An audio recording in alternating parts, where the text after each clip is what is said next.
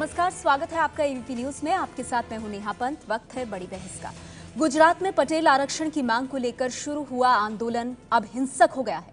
गुजरात के अलग अलग इलाकों में हुई हिंसा में कुल 6 लोगों की जान चली गई।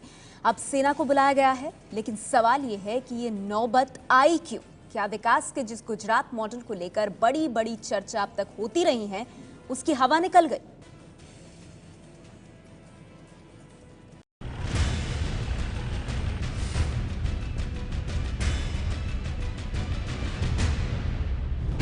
मंगलवार को ऐतिहासिक रैली के बाद शाम को भड़की हिंसा की आग बुधवार सुबह तक गुजरात की सड़कों पर दिखाई दी। गुजरात में जगह जगह सरकारी संपत्ति को निशाना बनाया गया। गांधीनगर, अहमदाबाद, भावनगर, राजकोट, हर जगह भीड़ और पुलिस के बीच झड़प हुई। एक ही प्रकार की बिल्डिंग, जैसे पुलिस का बिल्डिंग हो या एएमटीएस का बस हो या दूसरी कोई बस हो, सरकारी मोटरसाइकिल हो, इस तरह की चीजों को डिलिबरेटली टारगेट किया गया है। और पूरे जहां जहां पे ये वायलेंस हुआ है, एक ही पैटर्न का वायलेंस हो रहा है। हालात इतने बिगड़ गए कि प्रधानमंत्री को शांति की अपील करनी पड़ी। मोदी ने कहा, बातचीत से ही मसला सुलझ सकता है। દરેક સમસ્યાનો ઉકેલ વાતચીત દ્વારા આવતો જ હોય છે। લોકશાહીની મર્યાદાઓનું પાલન આપણે સૌએ કરવું રહ્યું। હું ફરી એકવાર ગુજરાતના સૌ ભાઈઓ બહેનોને શાંતિ રાખવા માટે આગ્રહ કરું છું। હિંસાના માર્ગે જઈને ક્યારેય કશું વળતું નથી। पटेल समुदाय के लिए आरक्षण मांग रहे हार्दिक पटेल ने दावा किया है कि हिंसा के पीछे किसी की चाल है और पुलिस हमारे लोगों को घर में घुसकर मार रही है। अभी हम गुजरात का माहौल शांत करना चाहते हैं और गुजरात का माहौल ठीक हो जाए, बाद में हमारा आंदोलन तो चालू ही रहेगा। लेकिन गुजरात का एक भी आदमी मरना नहीं चाहिए। अभी 3 आदमी की रिपोर्ट आई है कि हमारे आदमी मर गए हैं, तो उनको पहले तो उन लोगों को सही न्याय मिलना चाहिए। जो भी पुलिस अधिकारी ने किया है उनको तत्कालीन सस्पेंड करना चाहिए। अहमदाबाद में 13 साल बाद भड़की हिंसा के बाद सवाल यह है कि क्या मोदी के बिना आनंदीबेन गुजरात संभाल नहीं पाई? हार्दिक पटेल को किसने बढ़ने दिया? हिंसा को लेकर सीएम आनंदीबेन पटेल कांग्रेस के निशाने पर आ गई। जो गुजरात की जनता थी वो भय के माहौल में पूरी रात उन्होंने निकाली है। उसके लिए कोई अगर अकेले जिम्मेदार है तो भारतीय जनता पार्टी, उनकी सरकार और उसके चीफ मिनिस्टर है। चीफ मिनिस्टर आनंदीबेन पटेल है, उनका रेजिग्नेशन ले लेना चाहिए। वहीं आरजेडी अध्यक्ष लालू यादव ने ट्विटर पर लिखा, क्या यही गुजरात मॉडल था जिसका गीत पूरे देश में गाते घूम रहे थे? विज्ञापन का मायाजाल और विकास का गुब्बारा सड़कों पर धू धू कर जल रहा है। आरक्षण की मांग के बाद भड़की हिंसा के बाद पटेल समुदाय की इस मांग को कांग्रेस का समर्थन भी मिल गया है। हमारा यही राय यही है कि हमारी शुभकामनाएं हैं उनके पास, लेकिन SC, ST, OBC का आरक्षण न डिस्टर्ब करते हुए इनको अगर कोई लाभ दिया जा सकता है तो हम स्वागत करेंगे। पटेल समुदाय की मांग को नीतीश कुमार का भी समर्थन मिल गया है, लेकिन सवाल यह है कि क्या हिंसा के रास्ते आरक्षण मांगा जा रहा है? तो आज इसी सवाल पर हम चर्चा करने वाले हैं कि क्या हिंसा के रास्ते मांगा जा रहा है आरक्षण। और बड़ी बात यह कि गुजरात का विकास मॉडल, क्या इस घटना के बाद उस मॉडल की हवा निकल गई है? कम से कम विरोधी तो इसी तरह से निशाना साध रहे हैं। सवाल ये भी कि नरेंद्र मोदी के बिना आनंदीबेन पटेल क्या गुजरात संभाल नहीं पाई? उन्होंने जब से सत्ता संभाली उसके बाद पहला बड़ा ये ऐसा वाकया हुआ है और इसमें बेहद बड़ी मुश्किलें गुजरात सरकार के सामने खड़ी। सवाल ये भी, हार्दिक पटेल को किसने बढ़ावा दिया और गुजरात में हिंसा के लिए कौन जिम्मेदार है? हमारी आज की इस चर्चा में आपको बता दें, हमारे साथ खास मेहमान मौजूद हैं। जेडीयू से पवन कुमार वर्मा जी हमारे साथ जुड़ गए हैं। समाजवादी पार्टी से गौरव भाटिया हमारे साथ हैं। ओबीसी एकता मंच के प्रेसिडेंट अल्पेश ठाकुर हमारे साथ मौजूद हैं। बीजेपी से सुधांशु मित्तल जी जुड़ गए हैं। यहाँ स्टूडियो में जाट रिजर्वेशन के जनरल सेक्रेटरी पुष्पेंद्र सिंह हमारे साथ मौजूद हैं। और कुछ ही देर में पाटीदार आरक्षण संघर्ष समिति के जो स्पोक्स पर्सन हैं अश्विन पटेल, वो भी हमारे साथ जुड़ेंगे। आप सबका स्वागत है। सबसे पहले सुधांशु मित्तल जी, अब तो ये बड़ा सवाल उठ रहा है कि जितने खराब हालात इस आरक्षण के मुद्दे को लेकर गुजरात में बन गए हैं कि आगजनी, हिंसा, पथराव, सेना को तक बुलाना पड़ा, तो अब सवाल पूछा जा रहा है कि क्या यही है गुजरात का विकास मॉडल? नेहा जी, गुजरात का विकास मॉडल के बारे में जो टिप्पणी कर रहे हैं उनको तब कुछ कहना चाहिए जब ये सरकार जो है इस हिंसा के लिए जिम्मेदार होती। एक भावनात्मक विषय पे एक समुदाय प्रदर्शन करने के बाद हिंसात्मक हो जाता है उससे गुजरात का विकास मॉडल बिगड़ जाता है। आपको लगता नहीं किसी विकृत मानसिकता की कल्पना है? किसी देश में, किसी भी राज्य में कानून व्यवस्था सुदृढ़ रहनी चाहिए, लेकिन अगर एक समुदाय का जो वहां पे प्रदर्शन है वो गैर जिम्मेदाराना हरकत करता है, तो उससे पूरे राज्य का विकास मॉडल बिगड़ जाता है। हम लोग चीजों को सही परिप्रेक्ष्य में लेके अगर चर्चा करेंगे तो शायद अच्छा रहेगा। ये तो फिर बिल्कुल ही एक राजनीतिक रोटी सेकने का एक अड्डा बन जाएगा, जो कि मुझे लगता नहीं ठीक है। ठीक है, मैं सिर्फ इसमें एक चीज कहना चाहता हूँ, हर एक समुदाय को और हर एक प्रदर्शनकारी को अपनी बात कहने का पूरा हक है, उसमें कभी विवाद नहीं हो सकता, लेकिन हिंसा और कानून व्यवस्था को अपने हाथ में लेने का हक किसी को नहीं हो सकता, चाहे उसकी मांग जायज हो या नाजायज हो। ठीक है, वो तो लगातार आप लोग अपील कर रहे हैं, आज तो प्रधानमंत्री ने अपील की है, लेकिन देखिए इस पर एक मौका मिल गया है विरोधियों को निशाना साधने का कि बड़ी बड़ी बातें गुजरात मॉडल को लेकर की जाती थी, क्या आज उसकी कलई खुलती नजर आ रही है? आप इससे इनकार कर रहे हैं। जेडीयू से मेरे साथ पवन कुमार वर्मा जी हैं। तो वर्मा साहब, आपको क्या लगता है, क्यों कहा जाए कि गुजरात मॉडल की हवा निकल गई, कि इसकी कमजोरियां सामने आ गई, ऐसा क्यों कहा जा रहा है?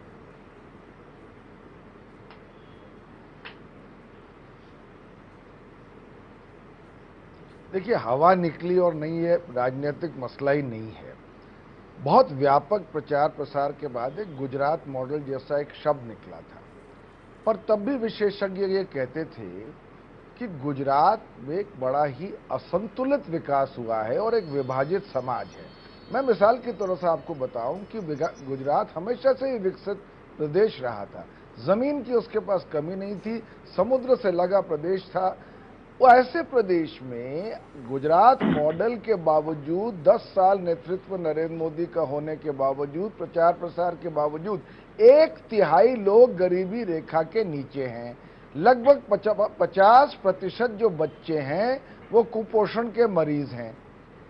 अब इस प्रदेश में बड़े बड़े उद्योग जरूर लगे हैं, 46% इन्वेस्टमेंट हुआ है सिर्फ पेट्रोकेमिकल्स में, पर आज जो वेजेस मिलते हैं, जो आपको अपने कमाई के लिए मिलते हैं, वो राष्ट्र औसत से 20% और 15% अर्बन और रूरल इनकम से कम है। आप ये देखिए कि हेल्थ में और एजुकेशन में बड़ा जरूरी महत्वपूर्ण मसला उठा रहा हूं मैं। आज गुजरात में हेल्थ में वो विकसित प्रदेशों में देश के 13वीं नंबर पे है 17 में से, और जहां तक हेल्थ का सवाल है वो 11वीं नंबर पे है। और जो डेटा है इंडियन हेल्थ सर्वे के, वो अक्टूबर 14 में सार्वजनिक होने चाहिए थे, उस पर सरकार बैठी हुई है, उसको निकाल नहीं रही है। तो असल रूपरेखा जो गुजरात मॉडल की है वो ये है, और अगर उसमें कुछ अनरेस्ट हो तो अब देखने को मिल रहा है। आप आनंदीबेन पटेल को काहे को दोषी मान रही हैं? उनको तो जो दी हुई विरासत है उसको संभालना, और वो दुर्भाग्यशाली है। ठीक है, आप कह रहे हैं ऐसी विरासत दी है कि जिसकी कलई खुलती नजर आ रही है। अब जो प्रदर्शन हो रहा है उसको लेके आऊंगी सुधांशु जी, मुझे मालूम है आपको इसका जवाब देना है, लेकिन बाकी मेहमान भी है, उनसे बात करके मैं आती हूँ आपके पास। गौरव भाटिया से एक प्रतिक्रिया ले लेती हूँ। समाजवादी पार्टी से गौरव भाटिया जी हमारे साथ हैं। गौरव जी, पवन जी ने अपनी बात रखी, लेकिन सुधांशु जी का ये कहना है कि हिंसा सरकार ने तो नहीं की, जैसे ही हिंसा की तस्वीरें सामने आई, माहौल खराब हुआ, सरकार हरकत में आई। ऐसे मौके का राजनीतिक तौर पर इस्तेमाल करना और एक स्टेट के विकास मॉडल पर सवालिया निशान लगाना, क्या ये अपने आप में राजनीति करना नहीं है ऐसे मौके पर?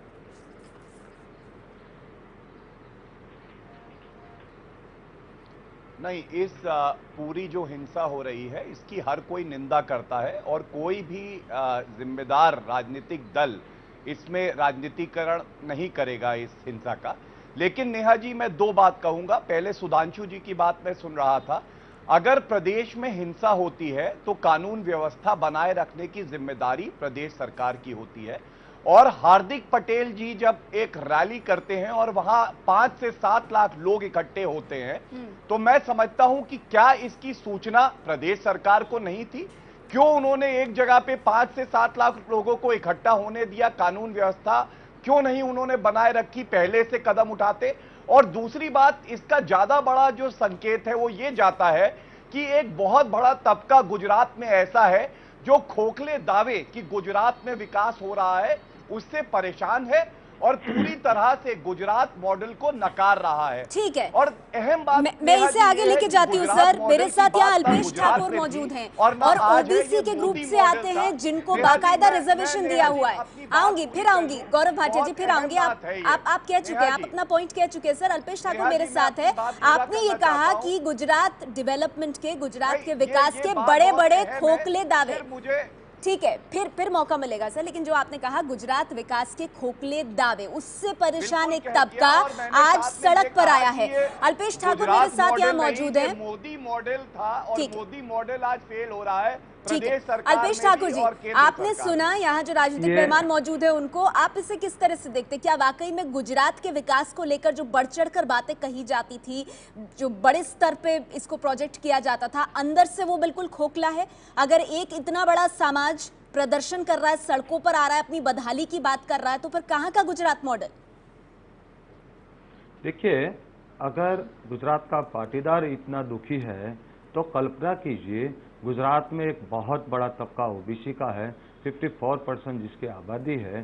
तो कल्पना कीजिए गुजरात का समृद्ध समाज अगर ओबीसी के कोटा के अंदर अनामत मांगने के लिए आ रहा है, तो फिर कल्पना कीजिए उस ओबीसी के अंदर जो लोग हैं, SC ST के लोग हैं, उनकी बदहाली कितनी भयंकर होगी। और मैं तीनों दोस्तों को बोलना चाहूँगा, अभी गुजरात के अंदर जो माहौल है, प्लीज़ अपनी राजनीति मत कीजिए। और अभी गुजरात के अंदर जो माहौल है, उसके लिए आपके माध्यम से मेरे पूरे गुजरात के भाइयों को इतना ही कहना चाहूँगा कि अभी गुजरात में शांति बनाए रखिए। आने वाले गुजरात के हम भाई लोग, आने वाले गुजरात के सभी गुजराती एक भाई है हम लोग। आने वाले गुजरात को विकास के पंथ पे ले जाना है तो हमें अंदर अंदर की लड़ाई बंद कर देनी चाहिए और अपनी लड़ाई सरकार के साथ है। जो भी मांगे है, जो भी त्रुटियां है, वो सरकार की जिम्मेदारी है। अगर अपनी कुछ कमियां है, कुछ अपनी खामियां रह गई है, तो गुजरात सरकार के पास मांगिए, पर प्लीज हिंसा से गुजरात का विकास हमारे साथ जुड़ेंगे, हमारे साथ पाटीदार आरक्षण संघर्ष समिति के नेता भी जुड़ेंगे। मैं उनसे ये सवाल पूछूंगी। पुष्पेंद्र जी, मैं आपके पास आती हूँ, लेकिन उससे पहले एक छोटा सा कमेंट आपसे। सुधांशु जी, आपने खुद सुना, अल्पेश ठाकुर कह रहे हैं कि आप ये कल्पना कीजिए, अगर समृद्ध संपन्न समुदाय, पाटीदार समुदाय गुजरात में मांग रहा है आरक्षण, अपनी बदहाली का रोना रो रहा है, तो फिर बाकी जो मार्जिनलाइज्ड तबके हैं गुजरात में, उनका क्या हाल होगा? तो फिर ये बताइए, गुजरात में विकास अब तक हुआ किसका है? नेहा जी, अगर ये आंदोलन, नेहा जी मैं आंकड़े दे दूं, एक मिनट सर, बोलने देते हैं, एक मिनट सर बोलने देते हैं। मैं फिर आंकड़ों के लिए आपके पास आऊंगी, पहले उनको जरा बोलने दीजिए, क्योंकि उन पे कई सवाल उठे हैं, सरकार पे, पार्टी पे जवाब देना बनता है। जी सुधांशु जी, अगर ये आंदोलन विकास के मुद्दे को लेके होता तो मैं आपकी बात कहीं समर्थन कर सकता है। वो लोग कहते हैं कि देखिए बिजली नहीं आ रही इसलिए आंदोलन हो रहा है, लोग कहते हैं सड़कें ठीक नहीं है, कुपोषण है, शिक्षा नहीं है, जो जो विकास के मापदंड होते हैं या जो जो चीजों से विकास होता है उनके खिलाफ ये आंदोलन होता तो मैं आपकी बात मान सकता था। यह आंदोलन किस बात का हो रहा है कि हमें आरक्षण चाहिए, आरक्षण का विकास से कुछ लेना देना नहीं है। तो कृपा करके दो चीजों को, ये मैं तो हैरान हूं कि सुधांशु जी जो आरक्षण की बात कर रहे हैं वो ये कह रहे हैं कि हमारे यहाँ किसान आत्महत्या कर रहे हैं। 90% जो पाटीदार समुदाय है उसका बहुत बुरा हाल है, वो विकसित नहीं है। तो आप कैसे कह सकते हैं कि आरक्षण और विकास का यहाँ पर कोई ताल्लुक नहीं है? वो तो इसी को आधार बनाते हुए आरक्षण मांग रहे हैं। नेहा जी, मैं आंकड़ों से जवाब आरक्षण तो दिया, मैं जरा खत्म कर दूंगा है कि आप ठीक है, मैं खत्म कर दूंगा साबित कर पाए जी सुधांशु जी, क्योंकि आप पिछड़ जाते हैं। पवन जी, आप तो तहजीब वाले आदमी, आपको क्या हो गया है? आप जब बोलते हैं मैं बीच में नहीं बोलता, तो जब मैं बोल रहा हूँ आप बीच में क्यों बोल रहे हैं? आप तहजीब वाले आदमी है भाई। गौरव भाटिया जी आपसे मुखातिब थे, बोलिए सुधांशु जी। मेरा नेहा जी, तो आप उंगली मुझ पर क्यों उठा रहे हैं? मैं तो चुप बैठा हूँ। भाई आप तो चुप नहीं बैठ रहे, आप बोल रहे हैं बीच में, इसलिए कह रहा हूँ आप तो चुप रहिए भाई। अपनी बात। अच्छा देखिए मैं बता दूं आपको, OBC SC ST minority, Alpesh ji मैं जरा खत्म कर लूं अपनी बात। हुआ है, मैं आपके पास आऊंगी सुधांशु जी, लेकिन उससे पहले यहाँ पर पुष्पेंद्र सिंह जी मौजूद है मेरे साथ। पुष्पेंद्र जी, मेरा सीधा सवाल आपसे ये है कि आप आरक्षण की मांग क्या इस तरह से करेंगे, हिंसा के रास्ते? देखिए, इसमें मैं बहुत स्पष्ट कर दूं कि जब भी पिछड़ी जातियां अपना अधिकार मांगने के लिए कोई आंदोलन करती हैं, तो समाज में जो है, जो सरकारें हैं, वो एंटी सोशल एलिमेंट्स को भी कई बार भेज करके, और कुछ पुलिस प्रशासन का भी इस प्रकार का व्यवहार रहता है कि आंदोलन को हिंसक रूप देके और उसको तोड़ने का काम करते हैं। पहली बात। दूसरी बात, जिस प्रकार यहाँ ओबीसी एकता मंच के हमारे भाई बैठे हैं, मैं ये कहना चाहता हूँ कि ओबीसी की एकता में कोई आप दरार मत डालिए। ओबीसी की जो बस सरकार ने, समाज ने, देश ने बनाई है, वो जितने भी पिछड़े हैं उनको बैठा करके आगे ले जाने के लिए बनाई है। इसमें केवल आप बैठ गए तो इसका अर्थ ये नहीं है कि आप दूसरों को उसमें नहीं बैठने देंगे।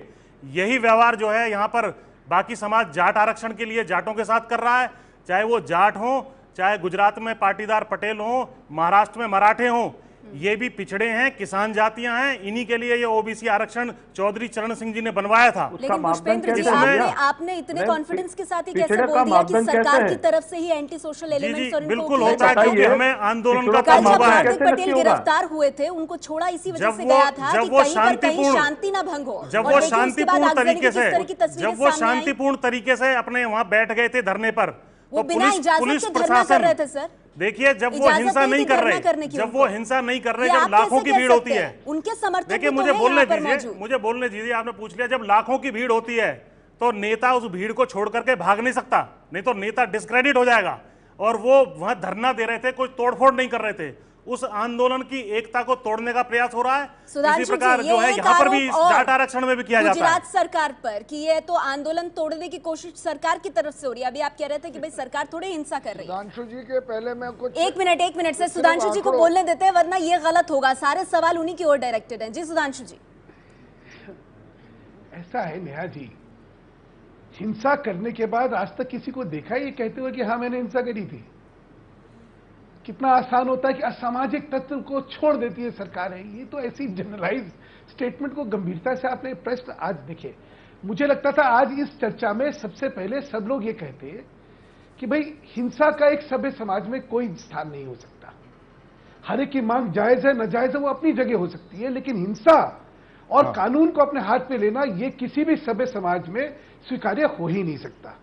तो पहला तो एक इस चीज को हम लोगों को एक मत से स्टैब्लिश कर देना चाहिए कि चाहे कोई राजनीतिक, कोई भी जिम्मेदार राजनीतिक संगठन हिंसा का साथ दे ही नहीं सकता, पहली बात। दूसरी बात कि भाई साहब मैं खत्म कर लूं, क्या जो दूसरी बात है, मैं जो फिर कह रहा आरक्षण के विषय को विकास से जोड़ना मुझे किसी विकृत मानसिकता का प्रतीक लगता है, सिर्फ राजनीतिकरण का प्रतीक लगता है। कारण यह है, अगर आप इनकी पूरी मांग को ढंग से एक इसका एनालिसिस करिए, मांग क्या है? शैक्षणिक विद्यालयों में, संस्थानों में हमें आरक्षण चाहिए, हमें सरकारी नौकरी में आरक्षण चाहिए। दो ही जगह तो आपको आरक्षण मिलने वाला है क्या? उससे विकास का मॉडल, इंडस्ट्रियलाइजेशन का मॉडल फेल हो गया, आपका ये मॉडल फेल हो गया, आपका क्या बात कर रहे हैं? ठीक है, आप कह रहे हैं दोनों का कोई कनेक्शन नहीं है। मैं इस पर आगे चर्चा करूंगी, लेकिन यहाँ सवाल ये भी है कि आनंदीबेन पटेल जिनके हाथ में ये बागडोर है, उनके रहते अगर इतना बड़ा आंदोलन खड़ा हो जाता है और इस तरह की स्थितियां आ जाती हैं, तो सवाल ये भी कि क्या आनंदीबेन पटेल से गुजरात नहीं संभल रहा? जी, अगर वाग्रहों के साथ हमें निष्कर्ष निकालने होंगे तो शायद आप जो कह रही हैं ये निकाल लेंगे आप लोग, लेकिन ऐसा होता है क्या? इतने दिन से, इतने सालों से वहाँ भाजपा सरकार है। आनंदी बहन भी जो हैं आज 16-17 महीने से वहाँ पे काबिज हैं। प्रशासन ठीक तरह चल रहा है। एक वन ऑफ इंसिडेंट को लेके आज कहते कि साहब वो प्रशासन खत्म हो गया। सुधांशु जी, सवाल मैंने इसलिए पूछा क्योंकि गौरव भाटिया जी ने ये सवाल देखिए उठाया था यहाँ पर, और ये सवाल बनता भी है कि हार्दिक पटेल को बढ़ावा कैसे मिल गया, कैसे उन्होंने इतने लोगों को मोबिलाइज करके इतनी बड़ी रैली कर ली और आपको पता भी नहीं चला। गौरव जी नहीं, ये नहीं कहना कि पता नहीं, बिल्कुल पता था, लेकिन गौरव जी और हमारे में फर्क है। गौरव जी की सरकार लाठी गोली की सरकार है, वो प्रजातांत्रिक मूल्यों पे विश्वास ही नहीं रखती। उसको तो है कि इन्होंने क्या कहा कि उनको प्रदर्शन ही नहीं करने देना चाहिए था।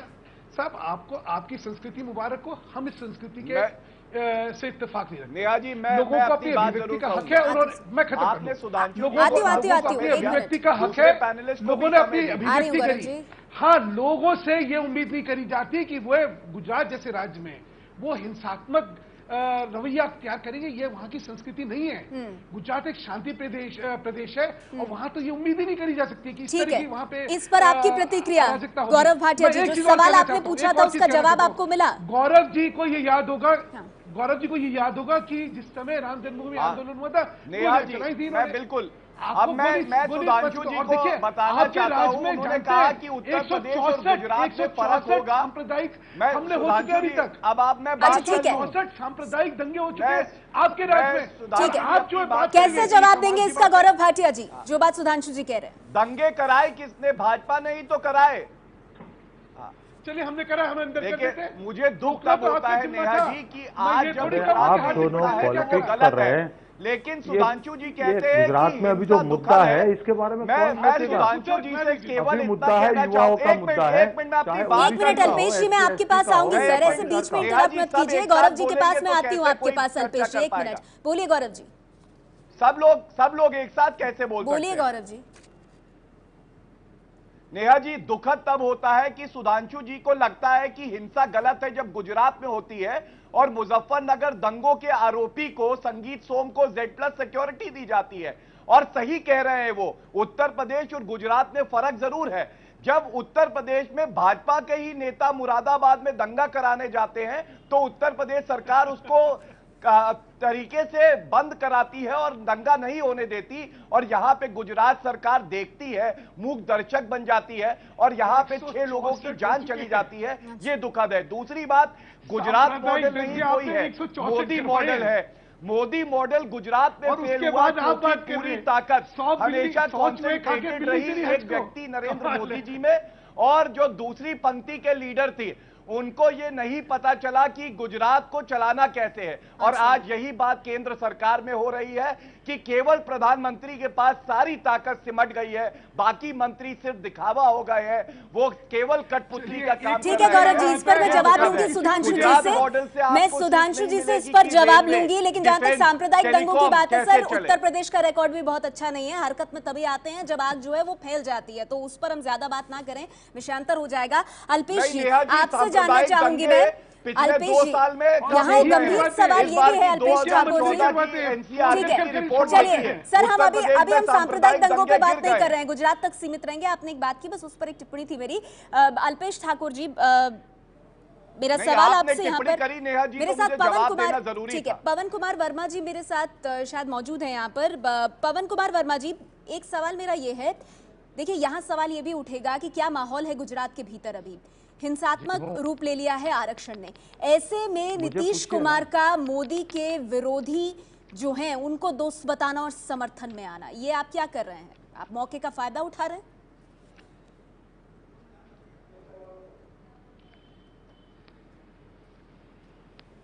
देखिए, मैं इसका साफ जवाब देता हूं। मैं हिंसा की पूरी तरह से निंदा करता हूं, चाहे वो पुलिस वालों ने की हो, चाहे कोई भी तत्व ऐसे रहे हों जिन्होंने सरकारी माल की और जानों की को हानि पहुंचाई, इसकी मैं निंदा करता हूं। पर एक बहुत अहम सवाल आपके आज डिबेट में उठा है।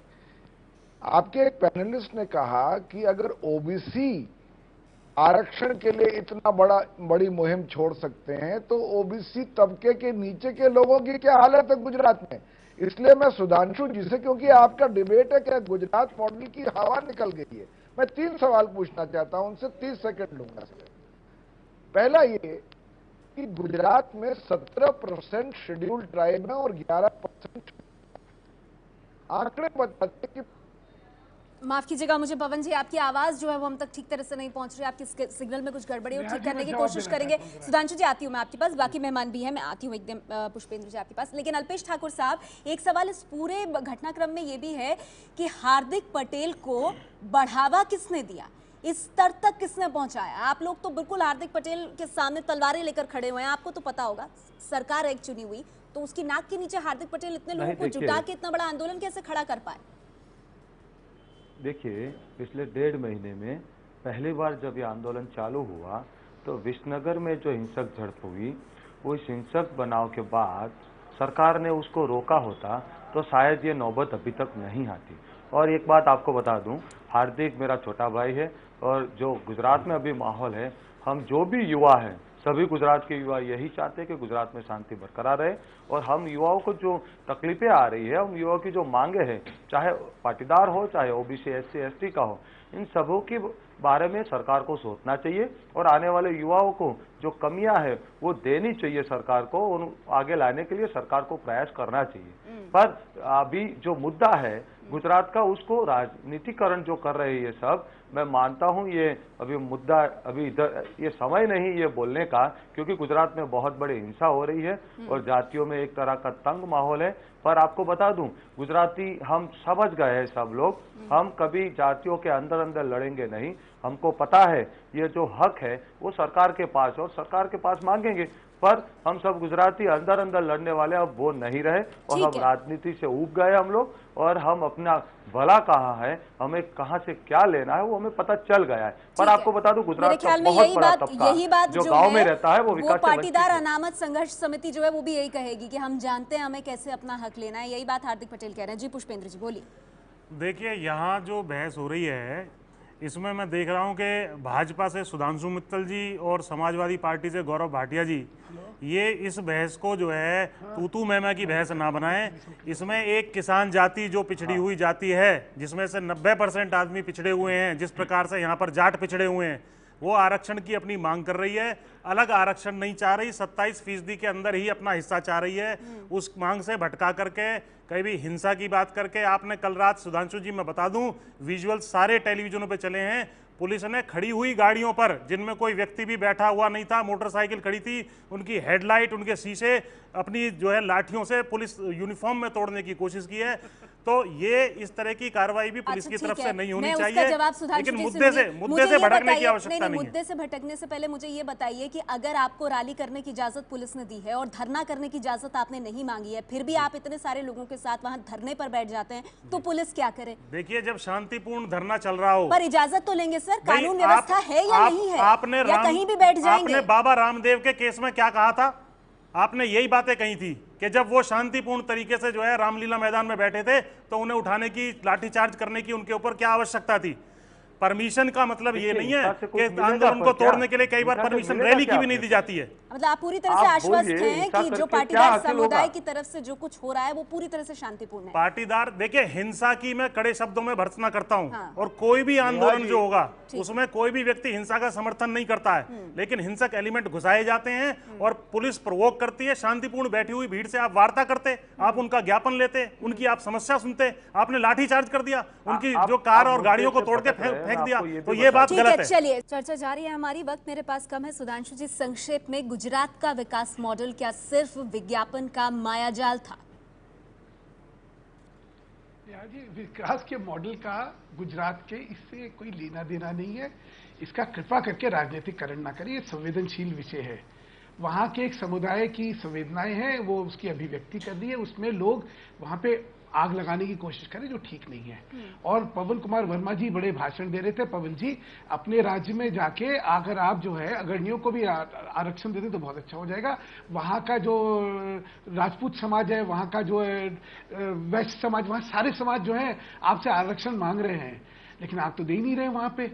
और वहां ना देके यहाँ पे आप जो है आग लगाने की कोशिश करें, कृपा ना करिए। राजनीति अपनी जगह होती है, लेकिन आप कह रहे हैं इसका राजनीतिकरण जनता का हित भी सोचेंगे। आखिरी चीज मैं सिर्फ ये कह दूं आपसे कि ये जो आरक्षण के आंदोलन पहले नहीं करना चाहता हूं, बहुत आरक्षण के आंदोलन हुए हैं, बहुत आरक्षण के आंदोलन हुए हैं, चाहे उसमें गुर्जर आंदोलन हो, चाहे जाट आंदोलन हो, चाहे उसमें राजपूत का आंदोलन हो, चाहे ब्राह्मण आंदोलन हो, बहुत हुए हैं।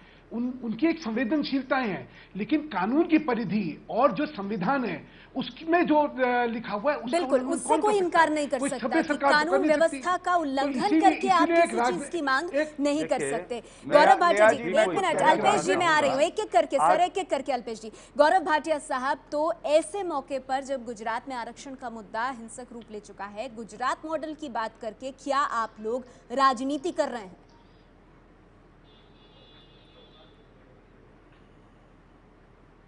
नहीं नेहा जी, आपने शुरुआत में शायद मुझे सुना नहीं, मैंने सबसे पहले ये कहा कि इस पे राजनीति नहीं होनी चाहिए और कोई भी हिंसा करे वो गलत है। लेकिन मेरे प्रश्न का उत्तर सुधांशु जी ने नहीं दिया कि जब उत्तर प्रदेश में मुजफ्फरनगर दंगे के आरोपी को Z+ सिक्योरिटी देते हैं तो वहां भी हिंसा हुई थी, वहां भी जाने गई थी। क्या गुजरात की हिंसा निंदनीय है और उत्तर प्रदेश की हिंसा जो करेगा उसको Z+ सिक्योरिटी दी जाएगी? और मैंने दूसरी बात यह कही है कि इतने असंतुष्ट लोग जब निकलेंगे, इसकी सूचना सरकार को होती है, पर्याप्त प्रबंध किए जा सकते थे और वार्ता भी की जा सकती थी। गौरव जी, वक्त मेरे पास कम है, ये पॉइंट आप पहले रख चुके हैं और ये चीजें जो हैं ये संज्ञान में लेने वाली हैं, ये आप कह रहे हैं। अल्पेश ठाकुर जी, सवाल ये है कि गुजरात का विकास, क्या ये सिर्फ एक हवाई बात है? देखिए, गुजरात का विकास सड़कों पे हुआ होगा, पर गांव में अभी तक विकास नहीं हुआ है और गांव में बहुत बड़ा तबका है जो विकास से वंचित है। पर मैं तीनों दोस्तों से मैं कल से देख रहा हूं, मैं इतना ही बोलना चाहूंगा, आप बुजुर्ग लोग हैं, गुजरात में अभी जो माहौल है, गुजरात में अभी जो हिंसा हो रही है, प्लीज आप उसको हिंसा को शांत करने की बात कीजिए। पर आप जिस तरह की बात कर रहे हैं, आग में हवा डालने आप कह रहे हैं वो आग में घी डालने का काम करता है। बहुत कम वक्त है मेरे पास, जाते जाते पुष्पेंद्र जी, मेरा सीधा सवाल आपसे है, हिंसा की तो निंदा की जाएगी ना? जी बिल्कुल, हिंसा की निंदा की जाएगी। मैं केवल एक बात कहना चाहता हूँ, जो किसान का बेटा सीमा पर गोली खा करके इस देश की रक्षा करता है, चाहे वो जाट हो, मराठा हो या पटेल हो, और खेतों में पसीना बहा करके इस देश का क्या पेट भरने का काम करता है, खेलों में मेडल जीतता है, लेकिन जब भी वो अपने अधिकारों की बात करता है तो इसी प्रकार की राजनीति हर पार्टी करने का काम करती है। पिछड़ों में कोई दरार नहीं आनी चाहिए, एकता बनी रहनी चाहिए और किसान पिछड़ी जातियों को आरक्षण मिलना चाहिए, मेरी ये बात। लेकिन उससे भी एक बड़ा सवाल है, देश में सुप्रीम कोर्ट है, देश में सरकारें होती हैं और कानून व्यवस्था होती है। इस सबका उल्लंघन करके अगर आप कुछ हासिल करना चाहते हैं तो एक लोकतांत्रिक देश में वो कितना सही है। बहुत बहुत शुक्रिया आप सभी मेहमानों का हमारे साथ आज की इस चर्चा में जुड़ने के लिए।